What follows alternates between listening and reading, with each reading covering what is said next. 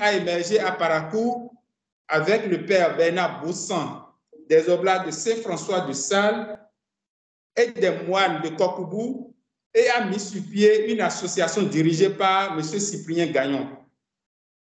Cette association se réunissait le deuxième dimanche du mois dans l'après-midi pour des formations et discussions autour de sujets évoqués par les revues envoyées au père Bernard Boussan par la FIACAT et la CAT France.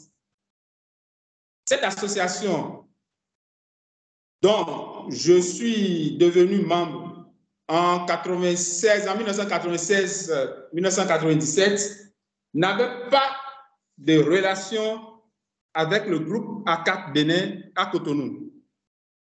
Le retour de ce dernier à Cotonou en 2003 a favorisé la mise sur pied d'un groupe à Cotonou et la reconnaissance des acteurs du groupe de Parakou, Cotonou et Porte-Nouveau, prélude à l'extension de ACAT à toutes les régions du Bénin. Cette évolution a permis de mettre sur pied ACAT Coordination pour relier les activités des 3 antennes dont je fus le premier responsable. ACAT Bénin est une association œcuménique dont les membres sont issus des différentes couches sociales du pays, sans distinction de race, d'ethnie, d'appartenance politique et de nationalité. Elle est affiliée à la FIACAT, la Fédération internationale des ACAT, depuis 1992. Le domaine thématique de l'ACAT Bénin est principalement axé sur l'abolition de la torture et de la peine de mort. Elle a pour objectif de sensibiliser, d'éduquer, de former la population sur la thématique des droits de l'homme et de mener des actions de lutte contre la torture et l'abolition de la peine de mort. Pour atteindre ces objectifs, ACAT Bénin bénéficie de la disponibilité de bénévoles engagés dans la défense et la promotion des droits humains. Elle s'appuie sur les cotisations de ses membres, les dons de certains bienfaiteurs et l'appui financier et matériel de certaines institutions nationales ou internationales et des représentations diplomatiques au Bénin. La FIACAT est un partenaire privilégié de l'ACAT Bénin. L'ACAT Bénin est dirigée par un bureau exécutif depuis l'Assemblée générale élective inclusive demandée par la FIACAT. Cette Assemblée générale a été tenue par voie électronique en janvier 2021. Ce bureau exécutif se présente donc comme suit. Président Pascal Zomou, vice-président Théodule Kodo, secrétaire général Sylvain Kicho, trésorier général Ahmed Kossou Béton, trésorier général adjoint Alexandre Aoué, secrétaire au projet et au programme Carole Iko Affaire, secrétaire à la communication et au partage de l'information Philibert Tossou, premier auditeur Dieudonné Kicho, deuxième auditeur Yannick Dedo-Coton. Ce bureau exécutif dirige les activités relevant de ce domaine d'activité que vont présenter successivement M. Tossou Philbert, secrétaire à la communication et au partage de l'information, et M. Akogou Pakom, précédemment vice-président de ACAT Bénin. Je vais laisser la place à M. Philbert Tossou, le secrétaire à la communication, de présenter les activités de ACAT Bénin.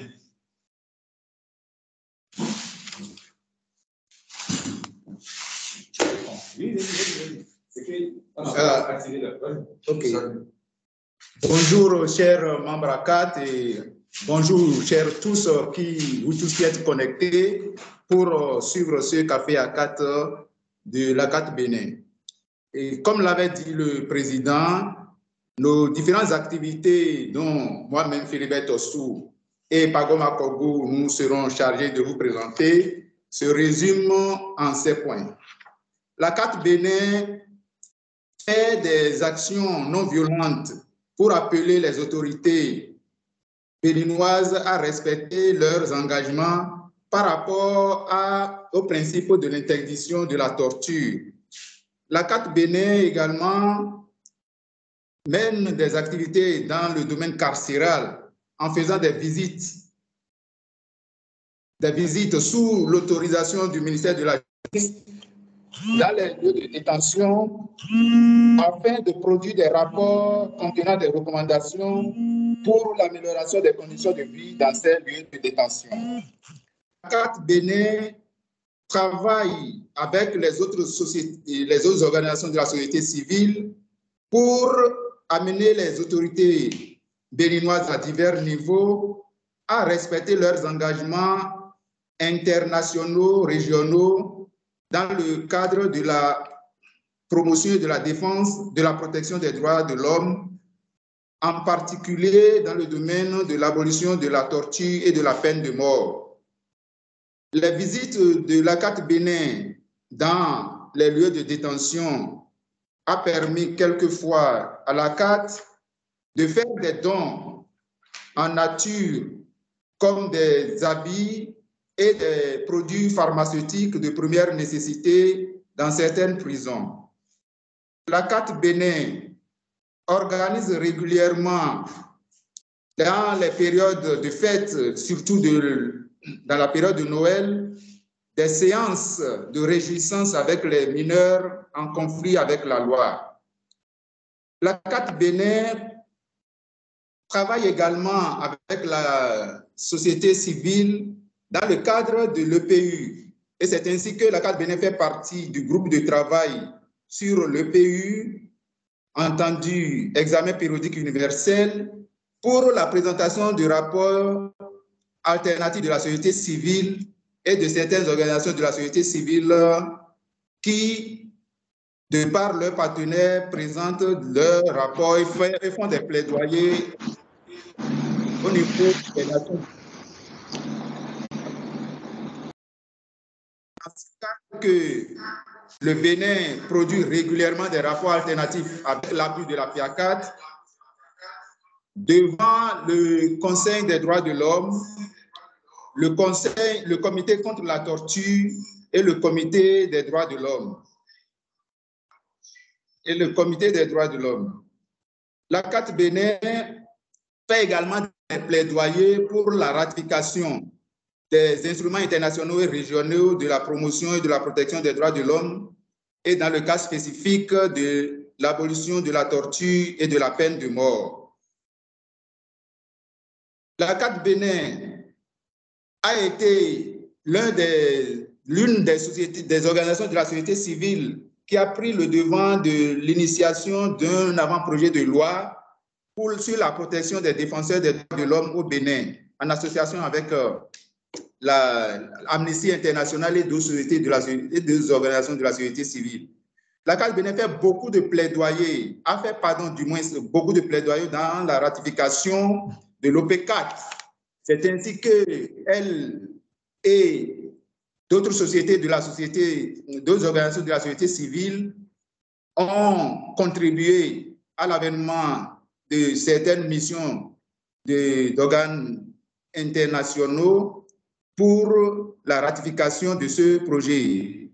Et en 2005, il y avait eu une mission de l'APT pour faire la sensibilisation sur la ratification de l'OP4. Alors la carte Bénin était vraiment impliquée et a aidé à la rencontre des autorités dans ce cadre. Et de par toutes ces actions, le Bénin a ratifié l'OP4 le 20 septembre 2006.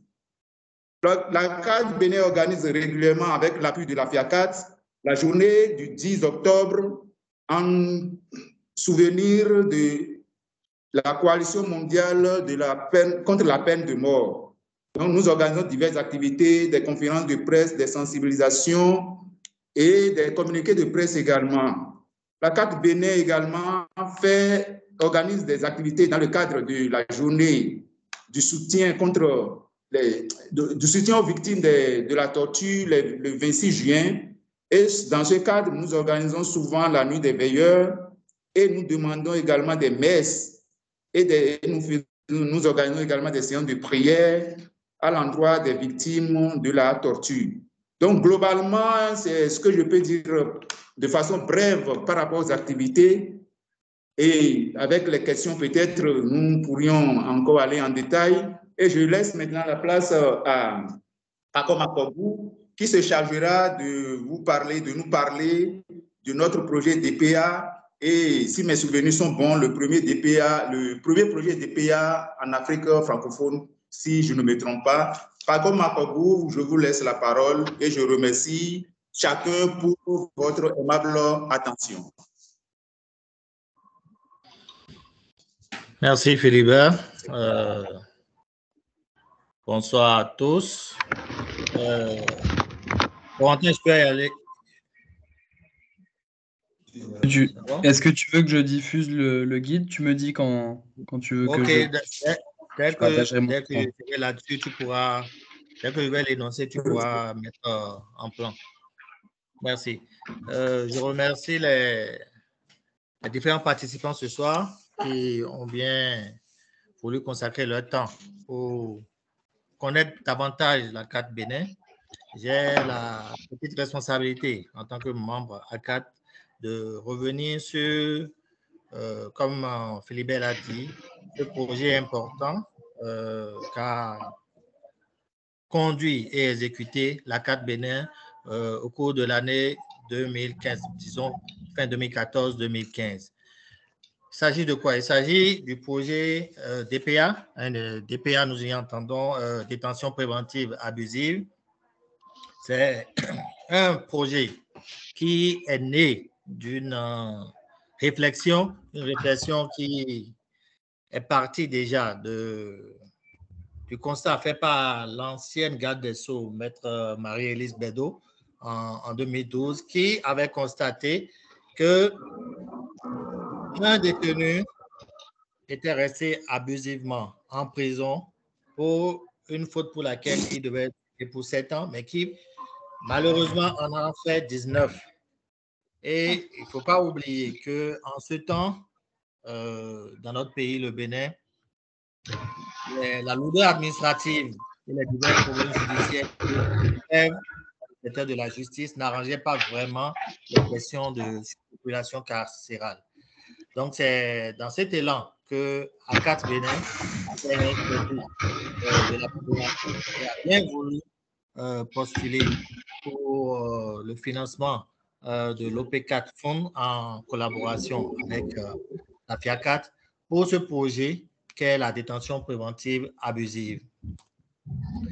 L'objectif de ce projet est d'abord le renforcement des capacités de la société civile et des autorités publiques en matière de respect des garanties judiciaires et la prévention de la torture dans les lieux privatifs de liberté. Et l'objectif spécifique qui va venir avec, c'était la réduction de la détention préventive abusive et à terme la réduction de la surpopulation carcérale. Pour ce projet, nous avons identifié 3 prisons sur les 11 prisons que compte le Bénin. Nous avons identifié la prison d'Abomey-Calavi, une prison qui se situe au sud du pays, la prison de Porto-Novo qui est au sud-est du pays et la prison de Lokossa qui est au sud-ouest du pays. Nous pouvons dire qu'à l'entame de ce projet, nous avons organisé en son temps un atelier où nous avons fait venir les différents acteurs de la chaîne pénale, c'est-à-dire les magistrats, les greffiers et autres acteurs de la société civile œuvrant dans le même domaine de la détention ou dans les milieux privatifs de liberté. Et cet atelier visait à élaborer un guide sur les garanties judiciaires du détenu. Et ce guide devait être utilisé par les bénévoles de ACAT Bénin lors de leur visite de prison. Parlant du projet en lui-même, nous avons pu bénéficier de l'accompagnement de 2 avocats référents au cours de l'exécution du projet et leur appui nous a permis, l'appui de ces avocats référents nous a permis d'identifier au niveau des 3 prisons ciblées, c'est-à-dire Porto-Novo, Lokossa et Abomey-Calavi, 49 cas de détention provisoire abusive et ces 49 cas ont été répertoriés parmi les plus graves. Donc, il y avait 23 cas à la prison de Porto-Novo, 16 cas à la prison de Lokossa et 10 cas à la prison d'Abomey-Calavi. Nous pouvons globalement retenir qu'au thème, c'est-à-dire à la fin de l'exécution du projet en juillet 2015, il y avait 35 cas qui étaient totalement résolus où les détenus étaient relâchés et bénéficiaient d'une libération provisoire. Et il y avait 14 en cours de traitement. Donc, pour ainsi dire, à la maison d'arrêt, par exemple, de Lokossa, il y avait déjà 9 cas qui ont été traités, 7 qui étaient en cours de traitement au thème du projet.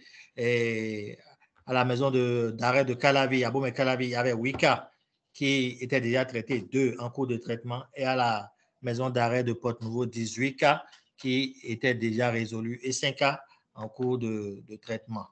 Donc, voilà un peu ce que nous avons eu comme résultat probant de l'exécution de ce projet qui, du reste, devait être reconduit et élargi et étendu aux autres prisons du Bénin qui sont toujours confrontées à ce problème crucial qu'est la surpopulation carcérale. La CAT Bénin reste ouvert à toutes les opportunités pouvant l'aider à aller dans la pérennisation ou l'extension de ce programme, de ce projet, afin de permettre à nos prisons de présenter un visage plus humain.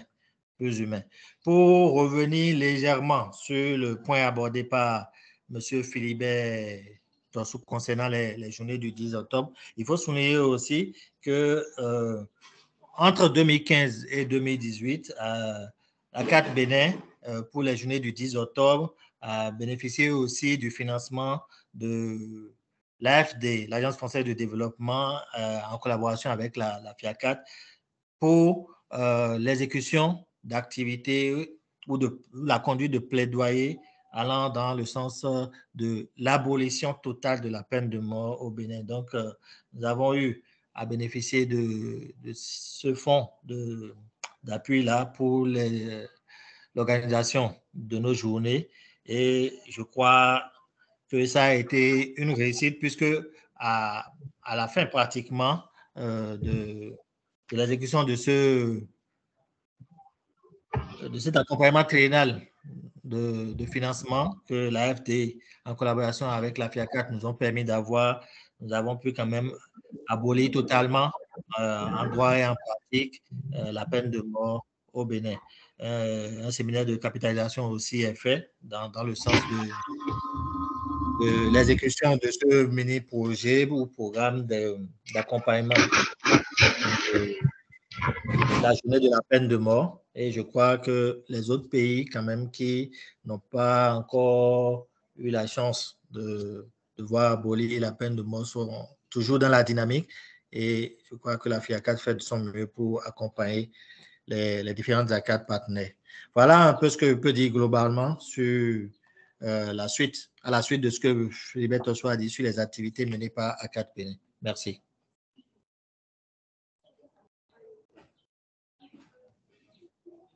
Pascal, est-ce que tu voulais reprendre la parole?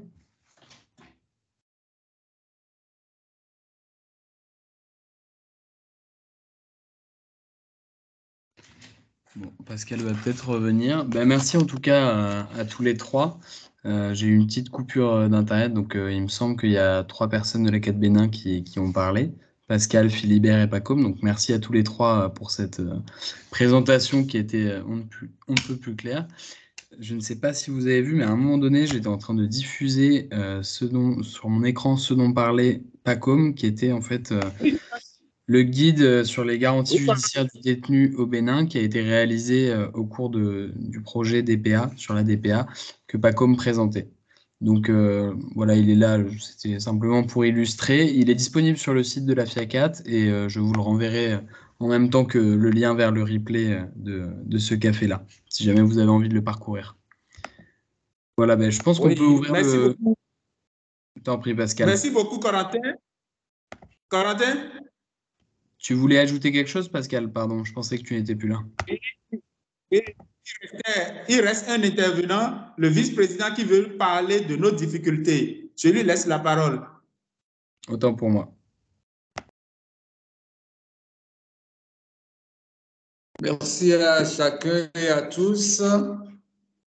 Ceux qui m'ont précédé ont pratiquement parlé des activités de ACAT Bénin, mais c'est à croire que ACAT Bénin n'a pas des problèmes.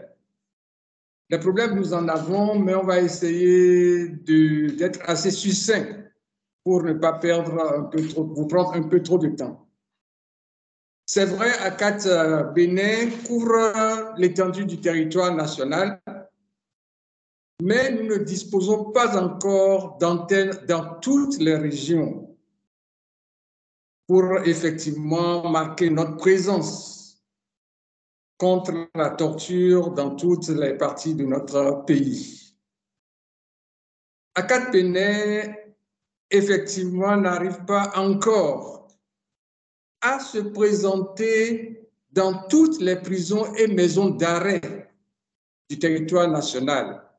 Il est vrai que Covid-19 nous en a un peu empêchés, mais il y a d'autres facteurs qu'on peut aussi évoquer. Nous sommes aussi donc confrontés surtout à un problème de manque de ressources financières et matérielles. Et nous avons bon espoir que ces difficultés peuvent être surmontées. Effectivement, nous avons en perspective plusieurs autres activités.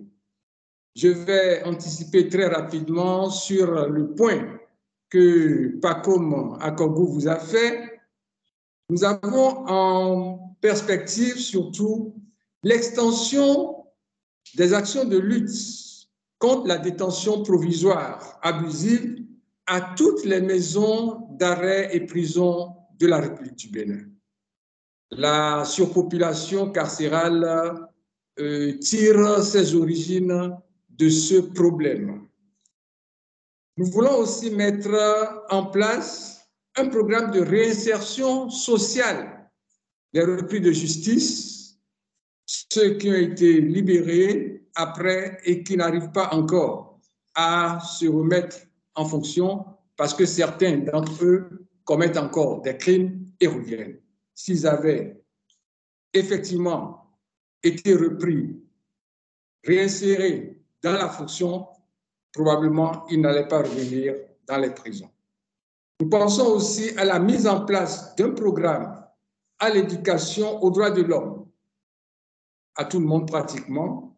Et je vais terminer en évoquant l'ambition d'installer, comme nous avons eu à le dire, très prochainement dans tous les départements, des représentations d'ACAT Bénin. Je vais laisser la parole au président en remerciant chacun de vous pour votre attention. Merci beaucoup. Voilà, Corentin. Le vice-président vient à l'instant de nous présenter les difficultés que nous rencontrons au niveau de ACAT Bénin. Donc, il vient clôturer les interventions des différents membres de ACAT Bénin. Donc, je vous retourne la parole. Merci beaucoup, Pascal. Après cette présentation assez complète, je vous propose de passer au temps de questions. Si les autres ACAD présentes ont des questions à poser à l'ACAD Bénin sur n'importe quel sujet, on vous laisse la parole. Vous pouvez normalement lever la main avec, alors je ne sais pas si vous voyez l'interface Teams. En haut, vous avez une partie réaction. Voilà, Claire sait comment ça fonctionne. Sinon, vous avez la partie réaction où vous avez des emojis, des smileys. Et juste à gauche, vous avez une main comme ça qui vous permet de lever la main. Comme ça, je pourrais prendre les questions en l'ordre. Claire, je te donne la parole. Merci, Corentin. Alors, une question que j'avais, je pense que le dernier intervenant, qui est le vice-président, à ce que je comprends, M. Théodule, a parlé parmi les objectifs de développer ou de mettre sur pied un programme de réinsertion sociale. Et alors, je me demandais si vous êtes complètement seul à la CAT à vouloir développer un programme de réinsertion sociale ou est-ce que l'État a déjà des éléments de programme de réinsertion sociale et avec qui est-ce que vous allez collaborer? Pouvez-vous nous parler un petit peu plus de ce projet-là qui est évidemment très, très intéressant et très important?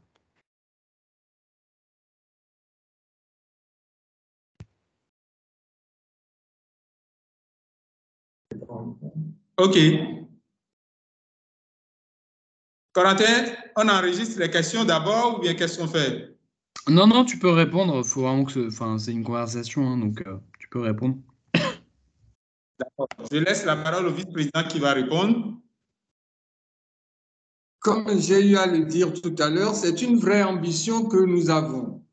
Nous avons recensé et identifié un certain nombre de problèmes au niveau de nos prisons et maisons d'arrêt. Il se fait que certains sont des récidivistes. Récidivistes parce qu'ils n'arrivent pas à se réinsérer. Alors, ce problème, quelle solution va lui apporter? Nous sommes en train d'imaginer que nous allons leur donner apprendre certains métiers à l'intérieur et il faudra donc nécessairement que nous ayons un financement important, ce qui nous manque. Si nous avions des matériels pour leur donner une formation, nous avons les moyens financiers pour les réinsérer, pour leur trouver une clientèle afin qu'ils reviennent au niveau de la société comme de bons citoyens, je pense que nous aurons gagné beaucoup de choses sur leur présence dans les prisons et contre la torture. Je ne sais pas si je vous ai satisfait, madame. OK. Et moi, je crois que je vais laisser Philibert qui voulait compléter et puis je pourrai terminer par la suite. Philibert? Oui, merci beaucoup, Président, et merci à Claire qui a posé la question. Je pense que M. Koro a commencé par répondre en partie à votre préoccupation. Et actuellement, au Bénin, dans les prisons du Bénin, les autorités des prisons ont pris des initiatives, bien sûr, en collaboration avec nos gouvernants, bien sûr, pour quand même installer de petits trucs au niveau des prisons pour la formation, ne serait-ce que dans des métiers, pour que ceux qui vont sortir puissent s'insérer. Et ce travail se fait dans la plupart de nos prisons et maisons d'arrêt. Actuellement, des gens sont formés à la fabrication des sacs, à la couture, etc. Entre-temps, nous avions fait demander d'audience auprès de l'agence pénitentiaire du Bénin, qui est la structure actuelle qui s'occupe de tout ce qui concerne la gestion des prisons et maisons d'arrêt. Et de cette agence nous a fait part que l'État, sinon leur structure, envisage quand même commencer un travail de réinsertion, mais c'est toujours en perspective. Ce n'est pas encore quelque chose de concret. Elle avait partagé cela avec nous, mais nous avions déjà notre idée. Ce projet-là, nous le nourrissions depuis longtemps, avant même cette rencontre. Et je vous passe alors le président pour encore un complément. Merci beaucoup, Philibert et Théodule. Et voilà, comme ils l'ont dit, hein, et à notre dernière rencontre avec le directeur de l'agence pénitentiaire, il a été question quand même que le gouvernement a prévu un programme de réinsertion, mais qui n'est pas encore effectif. Ce n'est pas encore effectif. Donc, nous, au niveau de ACAT Bénin, nous y réfléchissons et nous n'avons pas encore trouvé une bonne suite, d'autant plus que nous avons actuellement, où nous sommes en train de présenter ce café-là, un ancien détenu, un ancien condamné à mort que nous avons sous les bras, que nous avons des difficultés pour gérer. Franchement, je vous assure que ce n'est pas facile. Ce programme de réinsertion sociale s'impose et il va falloir que nous puissions nous mettre ensemble pour pouvoir trouver des solutions. Merci beaucoup. Merci. Merci. Corentin, tu permets? Pascal. Oui. Oui, vas-y. Oui, c'est un complément dans le sens de tout ce qui a été dit. Je crois déjà de façon formelle, pour répondre à Claire, il n'y a pas encore de politique au plan national qui prévoit la réinsertion sociale des détenus. Toutefois, comme le président et les autres collègues ont eu à le dire, il y a des activités qui se mènent au sein des prisons. Et il faut aussi voir déjà les anciennes infrastructures de ces prisons. Il y a des prisons vraiment à l'intérieur, vous ne pouvez pas faire grand-chose. La seule grande prison, à part les nouvelles qui ont été construites, c'est la prison d'Akoum-Sété qui quand même répond un peu aux normes internationales. Au sein de cette prison, il y a beaucoup d'activités qui se mènent. Et même il y a des détenus qui vont jusqu'à faire des travaux maraîchers. Donc, le jardinage, plein de choses. Donc, c'est des trucs qui sont encouragés. Mais l'autre chose, pour les questions, par exemple, évoquées par le président, où on a un détenu qui, par exemple, fabrique du savon, il y en a d'autres qui fabriquent, comme Philibert l'a dit, des sacs ou des sandales. Le problème, c'est pas seulement la fabrication, mais quand ils ont la fabrication, ils arrivent à produire ces articles et qu'on suppose qu'ils entrent dans une phase de libération ou de relaxation, quand ils sont dehors, pouvoir écouler ces produits a un problème parce qu'ils sont toujours rejetés par la société.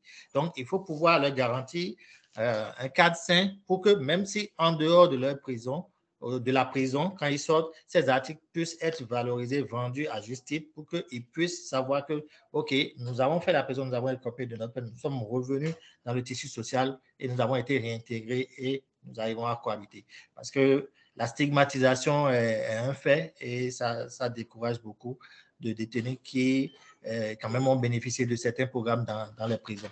C'est ce que j'ai à ajouter.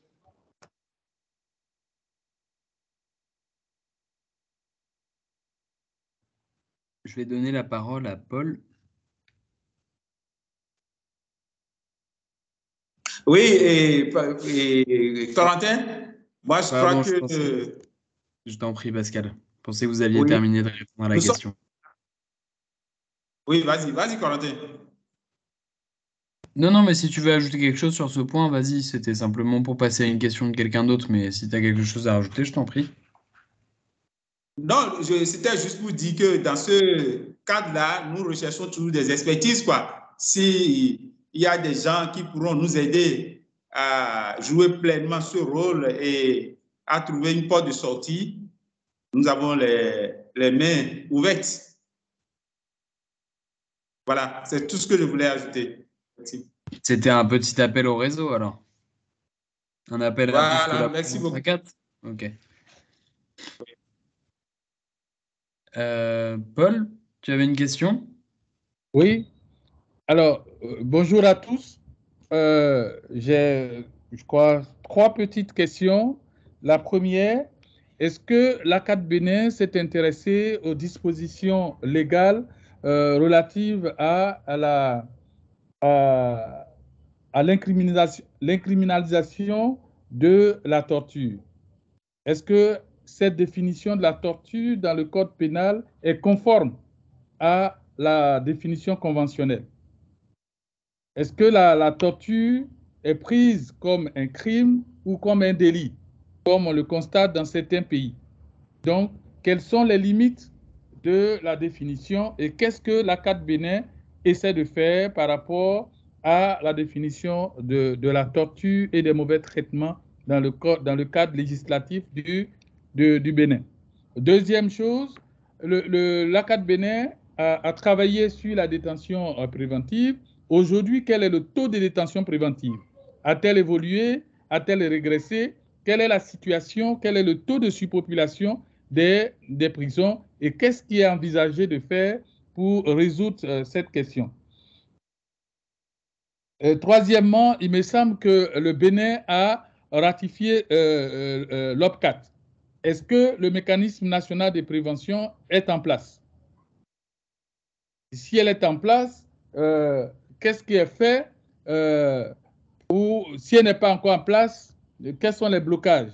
Parce qu'il me semblait que la Commission nationale des droits de l'homme du Bénin devait accueillir ce mécanisme qui devrait permettre de réfléchir sur toutes ces questions sur la détention. Et je n'ai pas l'impression que les choses avancent véritablement à ce niveau. Et le Bénin veut travailler sur la réinsertion sociale. Est-ce que le Bénin a des chiffres sur le taux de récidive? Parce que la récidive a une définition. Est-ce que vous avez des chiffres pour parler de cette récidive? Voilà. Et pour terminer, est-ce qu'au Bénin, on trouve un annuaire statistique des pénitentiaires qui permet d'avoir une vision de tout ce qui se passe dans les prisons et même au niveau de l'administration judiciaire. Voilà. C'est toute une petite série de questions qui peut permettre de voir comment bien orienter les actions. Voilà. Parce qu'il me semble que se lancer dans la réinsertion sociale, c'est un peu plus délicat que de lutter contre tous les cas de détention préventive, les injustices ou les limites au niveau de la garantie judiciaire entourant la détention. Voilà.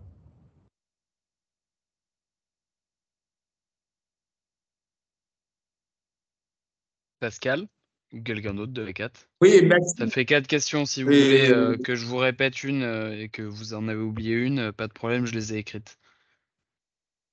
Non, on va y aller. Je remercie le président de la FIACAT. Moi, je crois que toutes ces questions sont pertinentes. Nous allons nous organiser pour pouvoir apporter les réponses nécessaires. Je vais passer la parole à Philibert qui va nous parler, qui va répondre à la première question et puis on peut compléter après. Oui, merci beaucoup, Président. Et je remercie le président de la FIACAT qui a posé ces questions pour permettre à comment vraiment orienter les actions. Je pense que, comme l'a souligné le président de la FIACAT, la première question, elle est relative à la définition qu'a donnée notre code pénal, le code pénal en vigueur au Bénin maintenant par rapport à la définition de la torture. Nous avions noté également, et la plupart des membres de la société civile qui interviennent dans le domaine de la promotion et de la protection et de la défense des droits de l'homme avaient relevé cette inconformité de la définition qu'a faite de la torture qui a été faite du moins dans le code pénal. Nous avons noté cela dans des rencontres avec des autorités, comme nous l'avons l'habitude de le faire. Quand nous participons, je me rappelle bien que j'avais participé à une rencontre où il était question d'élaborer le rapport pays devant le comité contre la torture. Et toutes les organisations de la société civile qui étaient à l'époque à cette rencontre, si je me rappelle bien, c'était en 2017, nous avions fait remarquer que la définition qui était dans le code en ce moment n'était pas conforme à la Convention de la torture. Donc, il fallait corriger cela avant que le code ne soit adopté. Mais cela n'a pas été fait et la définition est maintenue comme telle jusqu'à présent. Il est vrai qu'une définition a été donnée et qu'il y a une incrimination, une criminalisation du moins de la torture, mais nous ne sommes pas du tout satisfaits. Mais nous continuons, dès que les occasions se présentent, nous soulevons cette question, mais bon, elle demeure toujours.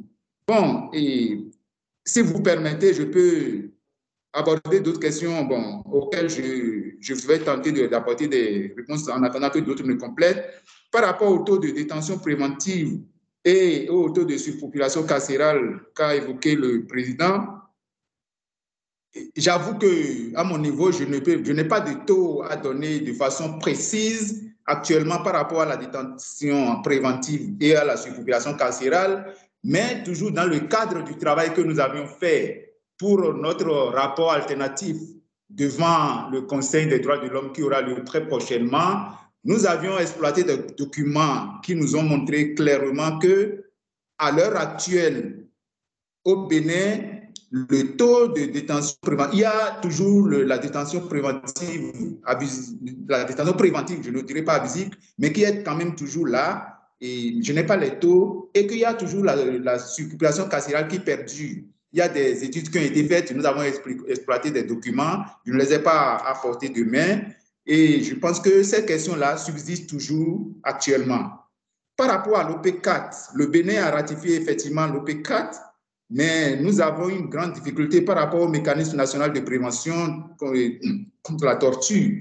Et cette question, comme je l'avais dit par rapport à la torture, à la définition de la torture, dès que des occasions nous sont présentées, nous soulevons toujours cette question-là. Mais le président a su bien le dire que les autorités nous font comprendre que c'est actuellement pour ne pas vraiment embrasser trop de choses et ne pas pouvoir c'est-à-dire supporter, qu'il faudrait quand même aller pas à pas. C'est pourquoi ils ont mis en place la Commission béninoise des droits de l'homme et lui ont conféré un certain nombre de pouvoirs et des prérogatives qui lui permettent de faire des visites et de faire des rapports et joue en quelque sorte ce rôle du mécanisme actuellement. Donc, le mécanisme n'existe pas et je pense que pour une coïncidence heureuse, une mission du sous-comité a été de passage au Bénin, de l'APT a été de passage au Bénin, le président vous en parlera, et a posé cette question aux honorables députés. Ils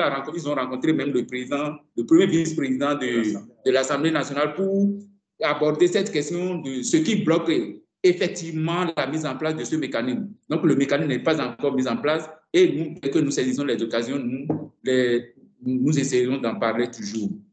Alors, des sites au Bénin par rapport aux questions de réinsertion dont nous parlons, bon, pour le moment, il n'y a pas encore, à ma connaissance, je n'ai pas connaissance des sites qui existent, mais je pense que dans le cadre de la loi sur le travail d'intérêt général qui a été voté au Bénin et qui est promulgué et est en vigueur, je pense que les autorités quand même vont prendre les dispositions nécessaires pour la mise en application de cette loi. Donc, d'ici à là, des sites seront identifiés certainement.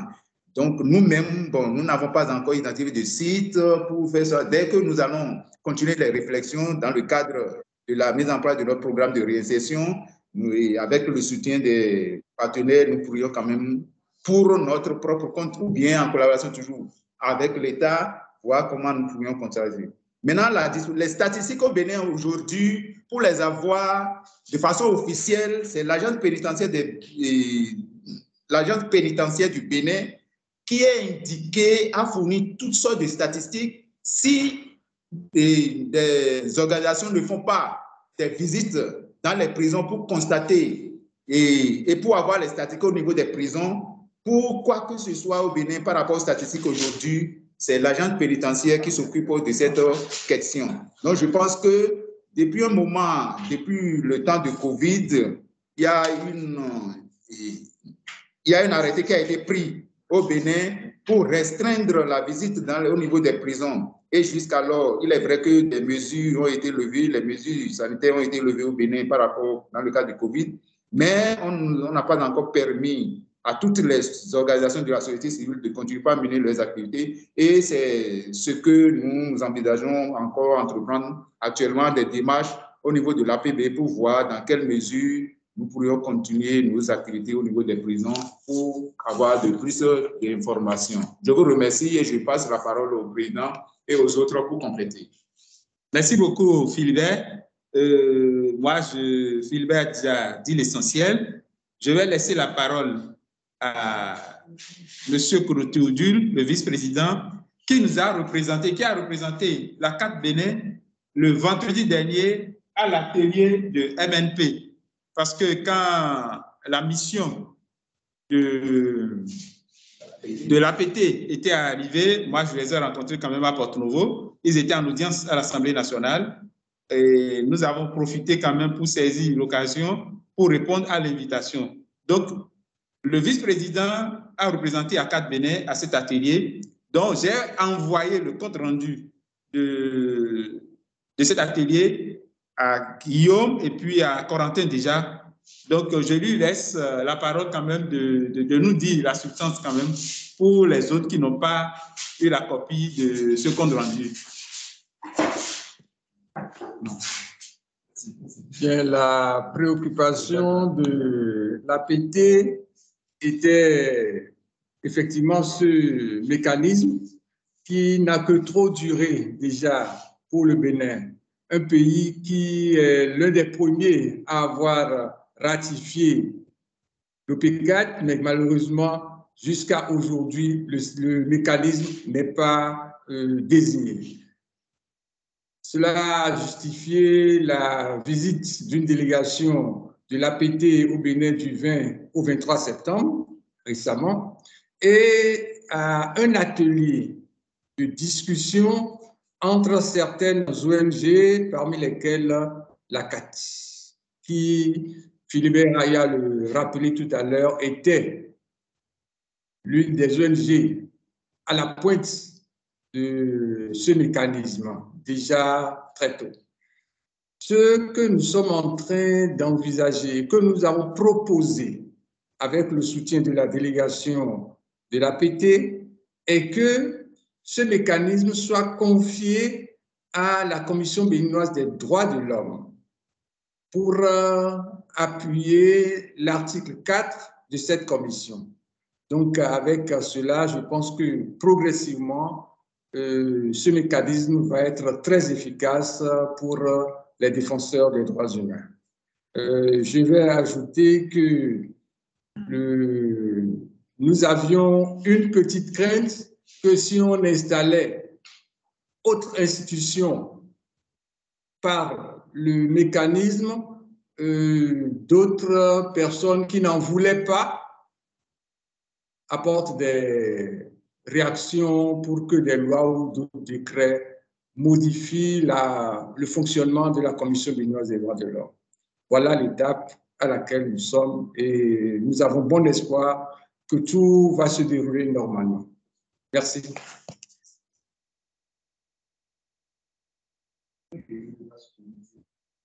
Oui, voilà, Corentin, les apports que les uns les autres ont pu apporter. Je ne sais pas, Carole est en ligne et pas comme aussi en ligne. Je ne sais pas s'ils veulent apporter quelque chose. On peut peut-être laisser les paroles, distribuer la parole aux autres ACAT. Peut-être qu'il y a d'autres questions qui peuvent être posées aussi. Merci en tout cas pour tous les détails et pour l'actualité aussi, parce que la réunion avec, l'atelier sur le MNP date vraiment d'il y a quelques jours. Donc là, c'est des informations des plus fraîches. Merci pour ce tour d'horizon. Peut-être qu'on peut écouter Cécile. Je crois que tu avais levé la main tout à l'heure.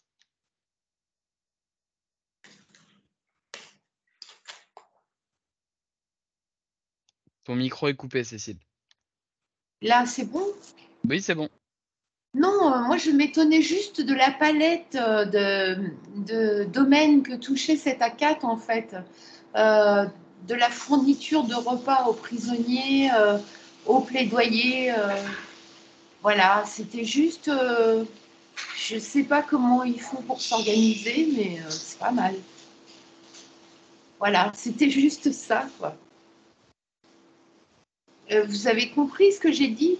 Je dis que j'étais très étonnée, et puis pour la fête de Noël, réunir les familles, je trouve ça super. C'est très bien. Oui. Voilà.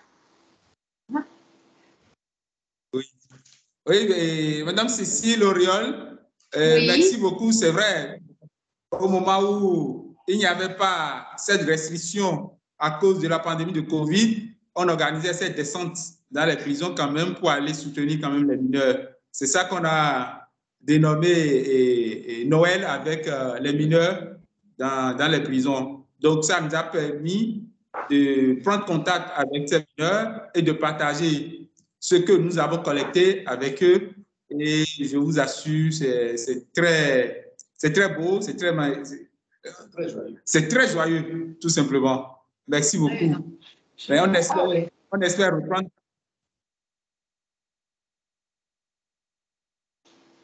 Ça peut être aussi l'occasion d'un échange peut-être entre l'ACAT Bénin et l'ACAT Belgique, par exemple, ou d'autres ACAT qui... Enfin, c'est des questions qui interrogent, je pense, sur... Quand on a deux ACAT qui ont des modes d'action différents, qui touchent peut-être pas aux mêmes choses, ça intrigue parce qu'on peut imaginer, on peut se poser la question de comment ils trouvent le temps pour faire ça ou quelle organisation ils ont trouvé pour faire ça. Je pense que ça peut être vraiment l'objet d'échanges entre deux ACAT. Bah, si ça t'intéresse, Cécile, pour plus tard, on pourra peut-être organiser ça. Pardon, Pascal, on t'a mal compris. Pascal, qu'est-ce que vous vouliez dire? Non, je disais tantôt que nous sommes ouverts pour d'autres rapports si des gens sont prêts à collaborer avec nous pour que nous puissions améliorer l'activité. Ça nous ferait pas plaisir. Ok, c'est noté. C'est super. Mais je connais Pascal Zohoun, on se connaît déjà. Oui, c'est sûr. Oui, on Quand se je vois connaît. le visage, mais... Tout à fait, oui, c'est vrai. Va, alors. Il me semblait que Carole voulait parler, non? Oui. Bonsoir à tout le monde. Bonsoir, Carole. Bonsoir, Carole. Bonsoir, Carole. Vraiment une grande joie pour nous de nous retrouver dans la famille FIACAT qui regroupe plusieurs ACAT.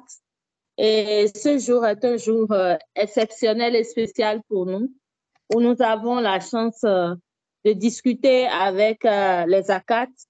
Et pour nous, c'est une opportunité. Et je pense que l'essentiel a été déjà dit. Carole Ikoafé, je suis la chargée de projet ACAT Bénin.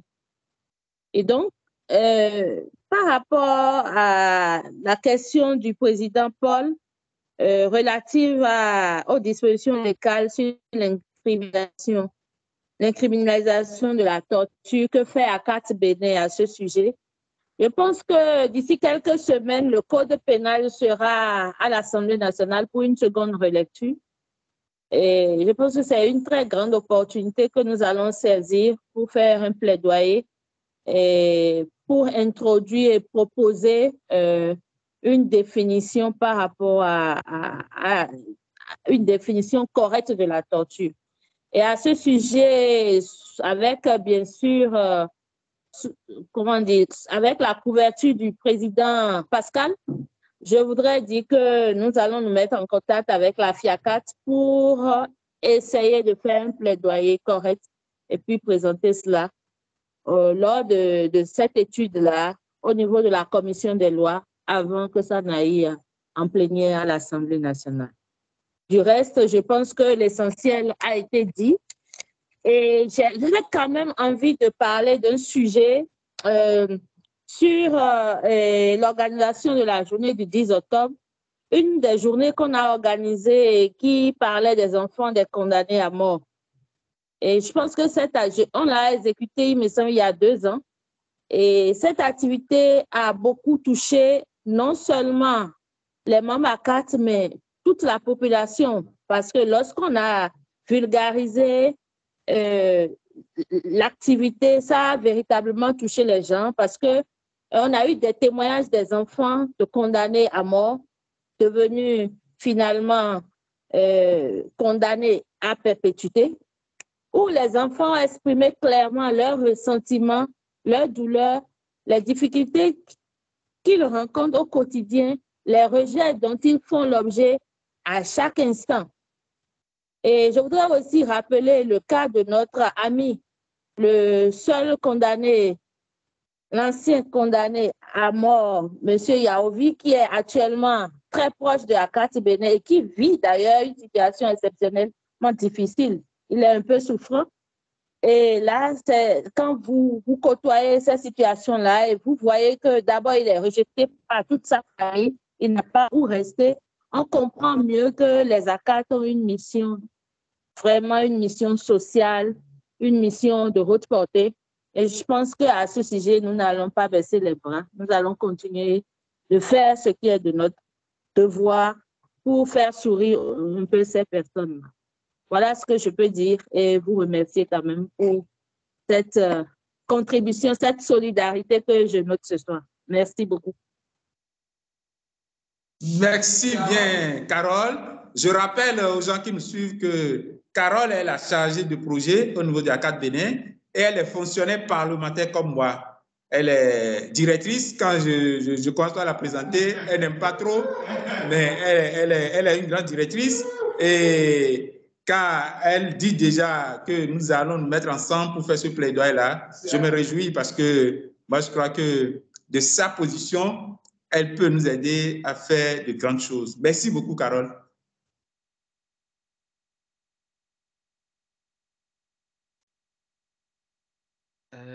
Alors, Guillaume, Allô? je ne sais pas si c'est Wenceslas ou Guillaume, mais il y avait une main levée du côté de l'Afrique du Sud.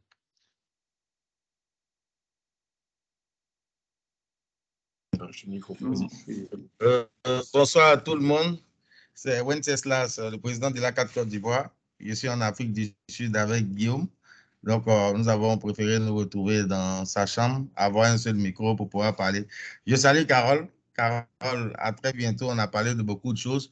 J'aimerais dire courage au président Pascal, grand frère Pascal. Je salue aussi Gomis, grand frère Gomis. Bonsoir. Et à tous les autres qui sont là, Corentin. J'aimerais dire à l'ACAT Bénin, c'est vrai que ce n'est pas facile, mais peut-être un petit conseil. Déjà, vous essayez de faire beaucoup de choses. Essayez de vous, Carole, essayez de vous donner déjà un timing, même si chaque année, vous faites un programme d'activité. Chaque année, vous le faites. Ce sera un puissant moyen de plaidoyer. Vous avez fini, cette année est finie. Toutes les activités que vous avez faites avec des photos, vous faites un programme d'activité. À chaque fois que vous irez voir un bailleur, vous lui déposerez cela. Ça va déjà commencer à retracer tout ce que vous faites dans la mémoire des bailleurs. Et puis, je pense que ce sera bon. C'est le premier outil qui va vous imposer auprès d'eux parce que, vous voyez, aujourd'hui, s'il n'y avait pas ça, on n'aurait pas su tout ce que vous avez fait, par exemple. Alors que quand on a un petit outil comme ça, on sait déjà que vous faites beaucoup. Maintenant, j'aimerais vous demander comme ça, c'est vrai que l'ACAT Bénin est en train de repartir à zéro. L'ACAT Bénin n'a pas grand moyen, mais en pareille circonstance comme ça, on essaie de se baser sur un petit projet ou de petites activités qui ne sont peut-être pas coûteuses, mais qui peuvent déjà nous faire une visibilité. J'aimerais vous demander à quoi vous pensez, par exemple, pour que l'ACAT Bénin reprenne déjà sa place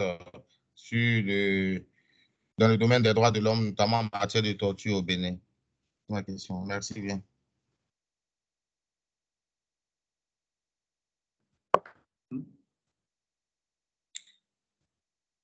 Oui, merci beaucoup. Corentin?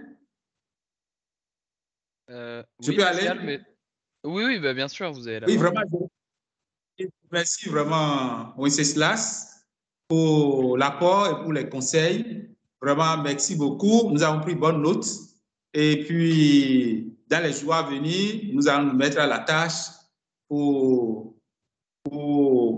avancer. Mais à quoi nous pensons actuellement? Moi, je crois qu'on a été tous unanimes. C'est le projet de la réinsertion sociale des détenus. À la sortie, c'est qu'il faut qu'on puisse les occuper, il faut qu'on puisse arriver quand même à leur trouver quelque chose pour pouvoir se prendre en charge. Ça nous tient beaucoup à cœur au niveau de l'ACAT Bénin. Et nous sommes en train de faire déjà l'expérience avec l'ancien condamné à mort qui est avec nous, M. Yahoui, avec qui nous irons au Congrès mondial en Allemagne. Donc, comme Carole vient de le dire, c'est un monsieur qui a vécu des choses terribles dans le couloir de la mort. Il a partagé ces choses avec nous et du coup, il a accepté d'être membre de ACAT Bénin. Il a accepté de nous aider et il partage aisément ces témoignages de ce qu'il a vécu, hein, ces expériences. Vous voyez, donc, moi, je me réjouis déjà d'avoir M. Yahoui avec nous. Et dans les jours à venir, nous allons voir, parce que nous sommes en train d'expérimenter cette réinsertion sociale avec lui et nous espérons que ça pourra quand même marcher avec lui parce que là, actuellement, il souffre beaucoup et Wenceslas vient de lui dire, nous avons des moyens très limités, nous n'avons pas du tout les moyens, mais on essaie quand même de faire ce qu'on peut faire. Merci beaucoup. Cyr, il me semble que tu avais une question. Ah, le micro est coupé. Non, on t'entend toujours pas, Cyr.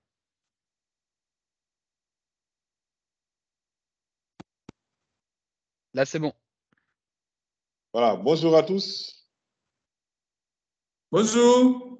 Bonjour, Cyr. Voilà, merci.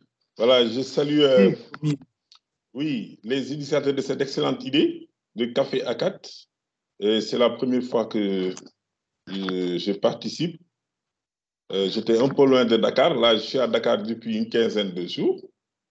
Je commencerai aussi par féliciter nos amis du Bénin pour les efforts qu'ils font, l'énergie qu'ils développent pour venir, pour partager, pour communier avec nos frères qui sont en difficulté. Alors, j'aimerais apporter une petite contribution par rapport à mon expérience. J'ai entendu le président Paul parler de plaidoyer pour la criminalisation de la torture. Alors je crains que ça produise l'effet inverse. Hein. J'ai été 11 ans juge d'instruction, 5 ans juge de l'application des peines, chargé de la formation au sein d'ACAT. Mais les magistrats, en tout cas au Sénégal, ont tendance, quand la peine est corsée, les juges, ils hésitent beaucoup à retenir la culpabilité de la personne. Sinon, il faut développer un ensemble d'outils allant de la police judiciaire à la phase de l'enquête pour asseoir vraiment, pour retrouver des éléments conçus de l'infraction. Sinon, ce qu'on risque d'avoir, c'est le résultat inverse de ce qui était attendu à l'origine. Je crois qu'il vaut mieux, même s'il s'agit d'un délit, de déployer tout ce qu'il faut comme énergie, surtout saisir le juge d'instruction, lui donner les moyens de rassembler les preuves et éviter d'envoyer en flagrant délit. Quand une personne est poursuivie pour torture, vous l'envoyez en flagrant délit, les délais de garde à vue étant très courts, en général, le parquet a des difficultés à asseoir la culpabilité.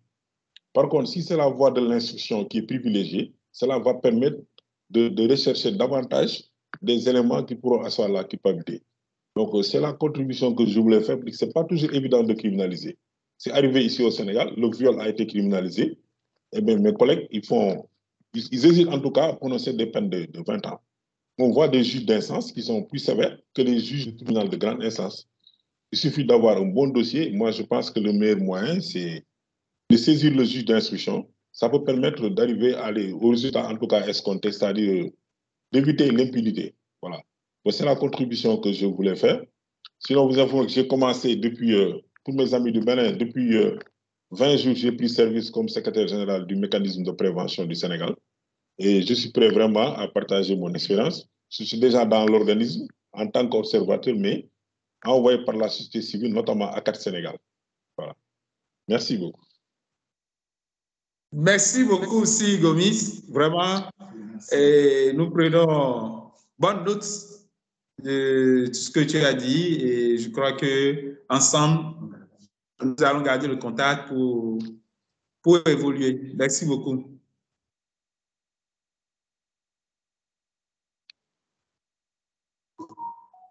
Merci. Oui, Corentin. Peut-être que quelqu'un veut encore intervenir. Je vois plus de mains levées. Je sais pas, peut-être. Marie, tu as une question peut-être? Ah non, Yves. Oula, là, il y a 4 mains qui se lèvent d'un coup. J'en demandais pas tant. Yves, la parole est à toi, si tu veux intervenir. D'accord, merci. Oui, Yves Nguessi. Voilà, donc je remercie les intervenants au nom de l'ACAT Bénin. Voilà, je suis heureux de revoir certaines personnes, notamment le président Pascal, Carole et autres avec qui on était au Bénin. Voilà, donc j'aimerais juste apporter une contribution pour dire que vu que l'ACAT Bénin veut faire la réinsertion, que la réinsertion nécessite beaucoup de moyens, comme suggestion, je voulais que peut-être par l'intermédiaire de celui qui a été condamné à mort et qui est sorti de la prison, on pourrait peut-être essayer de voir avec lui comment il pourrait, ne serait-ce que parcourir quelques prisons, les prisons les plus proches, déjà pour commencer, à l'effet de former, ne serait-ce que les détenus de ces prisons-là, ne serait-ce que aux activités de confection de savon, comme il le fait très bien, ou encore, je ne sais pas, pour commencer, juste pour dire que voilà ce qui est fait par l'ACAT Bénin, de sorte à ce que quand vous vous présenterez devant un bailleur pour lui dire qu'on veut faire la réinsertion, vous aurez, en même temps, vous serez à même de dire voilà ce qu'on fait jusque-là. Hein, ça va encourager le bailleur à vous accompagner dans ce que vous avez commencé, ne serait-ce qu'à poursuivre sur cet élément, peut-être pourquoi pas toucher d'autres prisons. Donc, c'est d'abord commencer quelque chose avec lui, hein, celui qui est déjà sorti, même si ce n'est pas une prison, ne serait-ce que l'ACAT peut fournir les intrants pour lui permettre d'aller peut-être 1 ou 2 fois dans la détention et puis essayer de former les détenus qui y sont. Donc, c'est cette suggestion-là que je voulais faire à l'ACAT Bénin pour commencer son projet de réinsertion. Merci. Merci beaucoup, Yves. Nous prenons bonne note de ta contribution. Et moi, je crois qu'avec l'ancien détenu que nous avons avec nous, il a de très bons contacts et il est prêt à nous aider, il est prêt à collaborer avec nous pour que nous puissions réussir cette réinsertion sociale. Merci beaucoup, Yves. Ok, de rien. Claire? Non? Ah, ok. Je pensais que tu avais levé la main. Oui. Ben, il me semble que Paul a encore la main. Ou Cyr, tu as aussi la main levée, c'est juste que tu as oublié de baisser ta main ou ok. D'accord. Ben, Paul, si tu avais une question ou un point tu voulais soulever.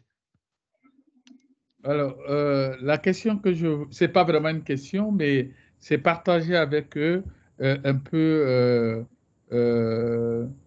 une préoccupation. Parce que l'ACAT Bénin veut mettre l'accent sur la réinsertion. C'est une bonne chose, mais elle dit en même temps qu'elle n'a pas beaucoup de moyens pour le faire. Alors, est-ce que ça doit passer en priorité ou bien il faut voir peut-être il faut cibler quelque chose d'autre autour de laquelle mobiliser toutes les... Paul, ton micro s'est coupé. Je me dis, aller dans le domaine de la réinsertion sociale, c'est très lourd. Est-ce qu'il faut commencer par du lourd ou commencer un peu par quelque chose de léger? Voilà ma préoccupation. Et je crois que elle rejoint celle de Wenceslas. Il faut cibler ce qu'on veut faire. Aujourd'hui, je peux dire à court, à moyen terme, et puis voir ce qu'on peut faire à long terme. Parce que la réinsertion sociale, c'est plusieurs conventions qu'on signe avec des structures spécialisées dans la formation, dans la réinsertion et tout ça. Et ça risque d'être assez lourd. C'est avoir déjà des bases assez professionnelles pour pouvoir faire les accompagnements, prendre des rendez-vous et tout ça. Mais nous ne devons pas oublier que c'est un aspect de la lutte contre la torture et les mauvais traitements.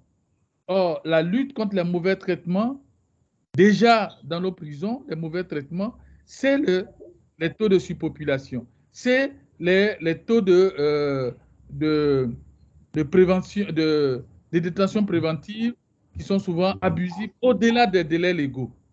Il me semble qu'il y a des actions déjà à mener là, à partir des visites à faire pour, je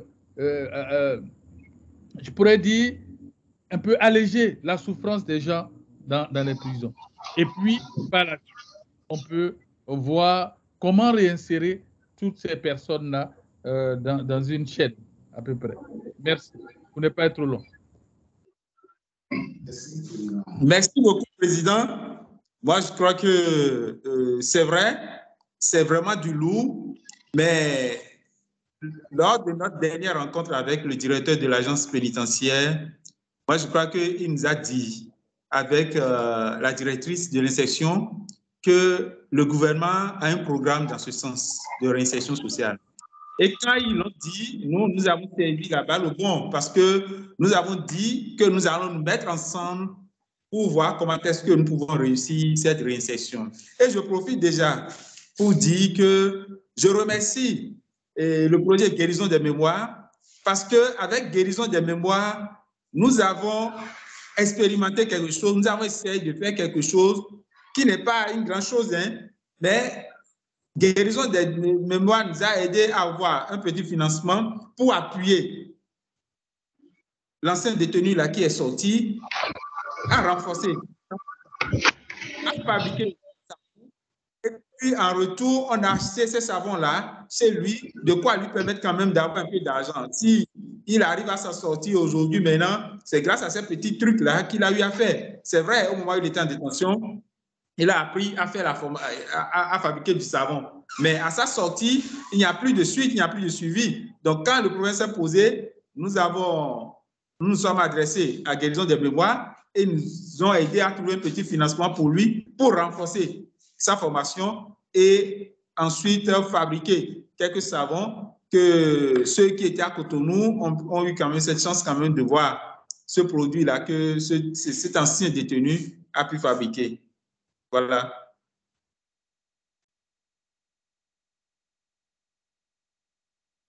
Sur Yaovi, excusez-moi, juste une petite question. Parce qu'il est arrivé en Côte d'Ivoire où le ministère disait oui, c'est les prisons, c'est la MACA, c'est la maison d'arrêt et de correction. Nous prévoyons réinsérer les gens. Mais il y a une question qu'il faut souvent poser au directeur. Quelle est votre ligne budgétaire prévue pour la réinsertion?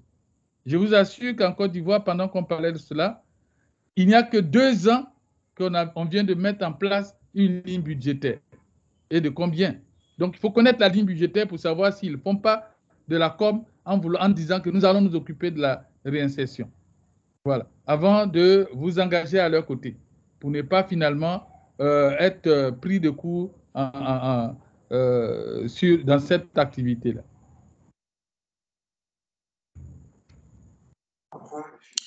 Oui, merci beaucoup, Président. Oui, nous avons pris bonne note. Moi, je crois qu'effectivement, le gouvernement dit des choses, mais en réalité, ne les met pas en exécution. Donc, nous sommes dit qu'avec notre appui, nous allons essayer de rester derrière ces directeurs pour voir ce que nous, en tant qu'ONG, nous pouvons apporter pour que ce projet qu'ils ont en leur sein puisse quand même voir le jour, quoi. Et qu'on puisse quand même les accompagner.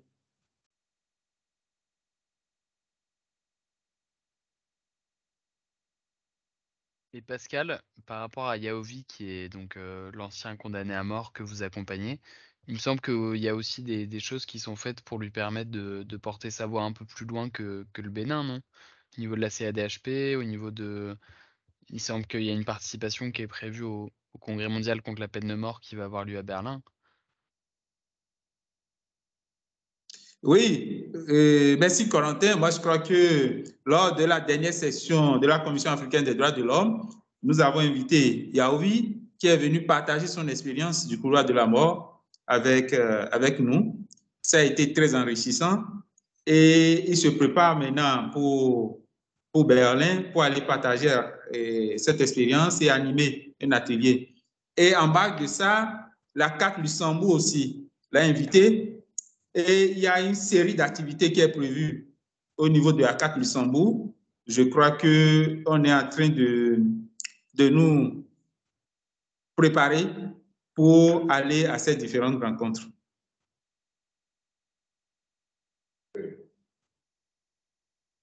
Guillaume ou Wens, je ne sais pas.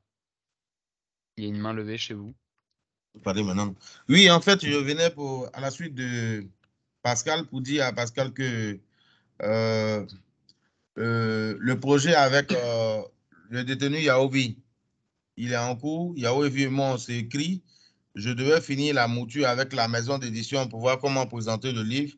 Je pense que nous avons déjà une idée de présentation de l'ouvrage que nous allons écrire ensemble. À cet effet, je te fais cette proposition dans toutes les activités que vous menez avec Yaovi à partir de maintenant. J'aimerais qu'elle soit consolidée par au moins un rapport avec des photos. Parce que tout ça, l'ouvrage-là, ce sera un livre témoignage, mais ce sera en même temps un livre sur un ramassé de sa vie en détention et un ramassé de sa vie aujourd'hui. Donc après, il y aura un peu un pot pourri tout autour avec les témoignages de la FIACAT et plusieurs organisations. Donc, voici ce que je dis. Donc, c'est pour vous dire que ça tient bel et bien. Donc, ne vous inquiétez pas à ce niveau-là. Lui et moi, nous sommes en contact. Merci bien. OK, merci beaucoup, Wens, président de la CAT Côte d'Ivoire. Moi, je crois que pour les gens qui ne savent pas, le président de la CAT Côte d'Ivoire a pris l'initiative d'accompagner ce détenu à travers avec son livre. Et Wens a pris l'engagement de l'aider à faire aboutir ce processus. Donc, moi, je dis vraiment merci et je vous demande de m'aider à dire merci quand même au président de la CAT Côte d'Ivoire.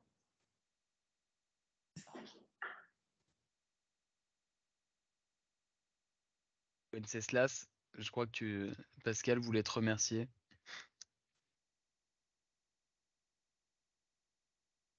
C'est à Pascal le merci d'avoir porté haut et fort la situation de Yaovi et de nous avoir permis à nous tous de le connaître pour que chacun apporte sa pierre à vraiment à son retour vraiment parmi nous. Merci beaucoup, Wens. Voilà, Corentin. Eh bien, merci à tous. Je crois que Carole avait encore quelque chose à dire. Carole? Oui, une minute. Pascal, non, mais tu as permets? tout ton temps. D'accord. Oui, vas-y, Carole. Yaovi est en situation difficile actuellement. Yaovi est un peu souffrant. Et je voudrais que tu en parles à tout le monde. Si des gens peuvent nous aider à le requinquer avant qu'il ne vienne au congrès très prochainement, ce serait bien. Il a des problèmes de santé. Et c'est important d'en parler. Pascal, je te retourne le micro. Merci. Non, merci beaucoup, Carole. Tu l'as déjà dit et je l'ai dit aussi. Je crois qu'ils ont entendu. Ils ont entendu. Nous attendons parce que tel que les choses évoluent avec Yaovi, moi-même personnellement, je suis très inquiet. Tout récemment, la CAT Luxembourg a essayé de faire un petit geste à son endroit. Nous attendons la suite. Parce qu'actuellement, nous sommes à la phase quand même des analyses et des radios pour voir un peu comment est-ce qu'il faut faire pour vraiment l'aider à s'en sortir. Mais avec la grâce de Dieu, ça ira. Il est très confiant, il est très croyant et il se dit que ça va aller. Donc, union de prière quand même pour la bonne santé de Yaovi.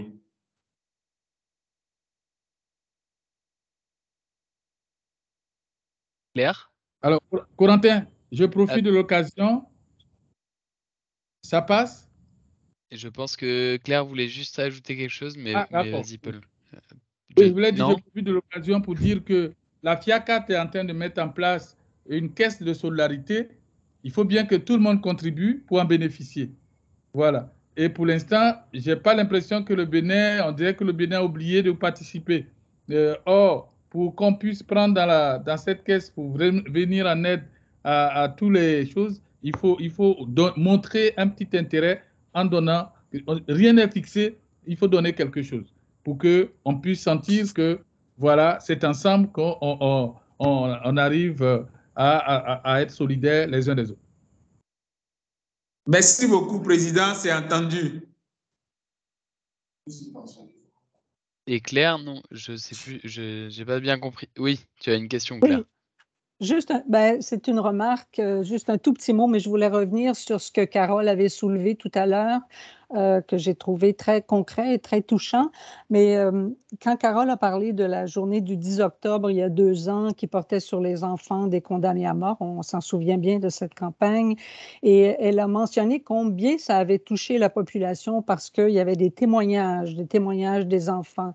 Et je veux dire que c'est un message à retenir pour toute la FIACAT et pour toutes les ACAT, l'importance des témoignages par rapport au grand public. Si on veut élargir notre réseau, si on veut rejoindre le grand public, ce n'est pas les dossiers théoriques tellement qui rejoignent le grand public, c'est l'aspect humain.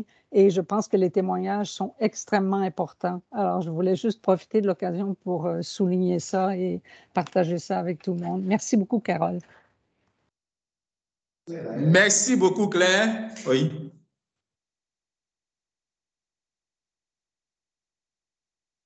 Et il me semble qu'il n'y a plus de Voilà. main levée. Ça fait 1h30 qu'on est en ligne, tous ensemble.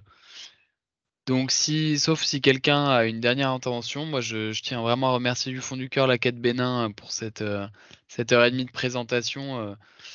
Vous avez vraiment présenté, fait un tour d'horizon le plus complet qui soit des activités que vous menez, de comment vous êtes organisé, de vos envies, même de vos problèmes de façon aussi honnête. Donc je pense que c'était vraiment un bon aperçu pour toutes celles et ceux qui ne vous connaissent pas forcément. Merci à toutes les ACAT qui ont participé. On était 9 ACAT en ligne, sans compter la FIACAT, les membres du secrétariat international et du bureau. Rien qu'en parlant d'ACAT, on était 9 ACAT présentes aujourd'hui. Donc merci à vous d'être présents. Je pense que ça fait plaisir à tout le monde de pouvoir discuter et de pouvoir découvrir un peu ce qui se passe dans d'autres pays et dans d'autres ACAT sœurs.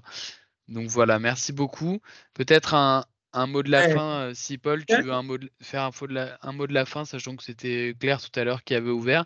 Et ensuite, je pense qu'on pourra terminer, si vous le voulez bien, par une prière par l'ACAT Bénin.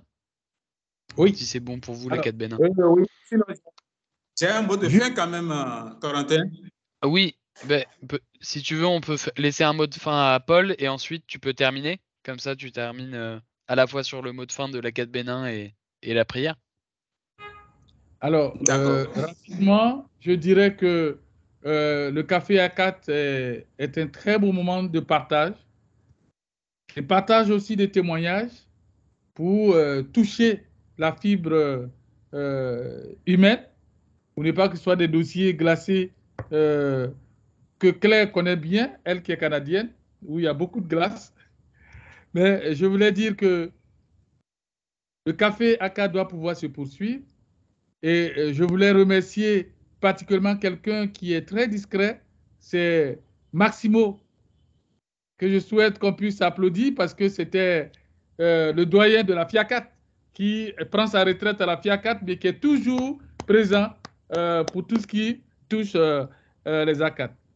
Et puis encore, merci à tous les membres des ACAT qui ont fait un geste ou qui ont toujours porté nos amis Bernard, Michel Kalemba et notre ami du Cameroun, le nom m'échappe un peu là. Maxime. Maxime Bissaï. Voilà, Maxime Bissaï, qui vraiment les ont soutenus pendant ces moments difficiles. Il faut saluer particulièrement le travail fait par le secrétariat qui les a accueillis la dernière fois au bureau. Michel, Maxime était avec Guillaume, Corentin et Xavier. Et ça faisait chaud au cœur de les voir en famille, entourés de sympathie et de solidarité. Donc, la famille FIACAT, de ce point de vue, donne une belle leçon de solidarité. C'est pourquoi nous devons ensemble aider à mettre en place ce fonds de solidarité. Parce que quand vous êtes dans le domaine des droits de l'homme, vous devez savoir que ça n'arrive pas qu'aux autres. On est toujours des prisonniers en sursis. Même le magistrat Gomis. on est tous des prisonniers en sursis et il faut toujours faire en sorte d'être prêt à être solidaire pour les uns et pour les autres. Et je voulais terminer en disant encore paix à son âme à notre ami du Mali, Bernard Sagara, qui est parti tout doucement, mais que nous portons encore dans nos cœurs. Voilà. C'est vrai, c'est une note un peu triste, mais le Bénin a le temps a maintenant la parole pour terminer certainement en beauté cette belle rencontre de Café ACAT. Merci beaucoup, Président. Merci à toutes et à tous. ACAT Bénin est très heureuse pour l'attention accordée à nous et pour la richesse du débat qui a suivi notre présentation, et nous espérons que cette expérience va se renouveler. Nous remercions donc les initiateurs de cette activité.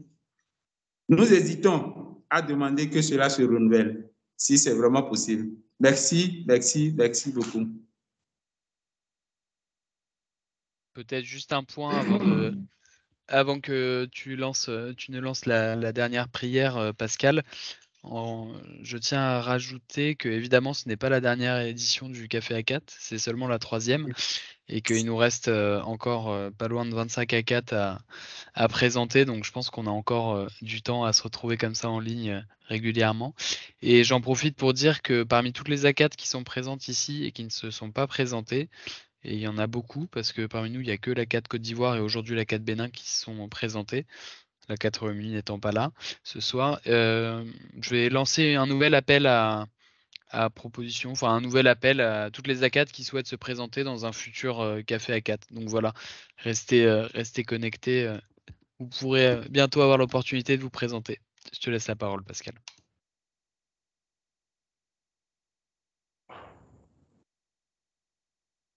Oui.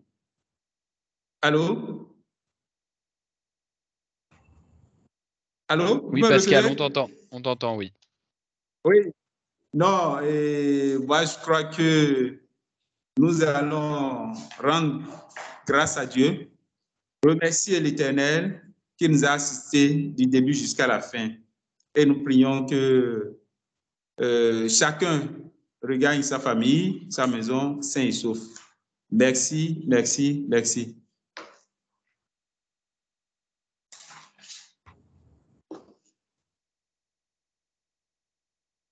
Et qui nous fait la prière? Qui nous fait la prière? Et le vice-président veut faire la prière. Nous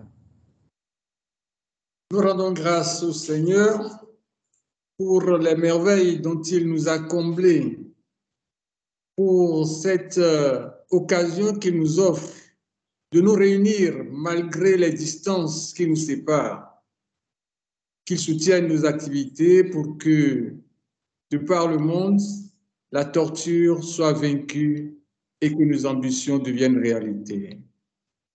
Nous prions le Seigneur.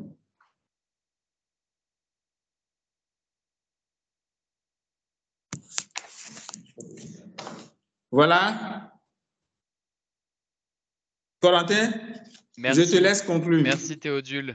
Merci Théodule et merci à toutes et tous. Je pense qu'on a eu une belle heure 45 d'échange. Donc merci à tous, toutes et tous pour avoir été présents et à une prochaine. Bonne soirée tout le monde. Bonne chance. À très bientôt. Bonne soirée à tous. Bonne soirée, à bientôt. Bonne soirée. Voilà. Et à bientôt.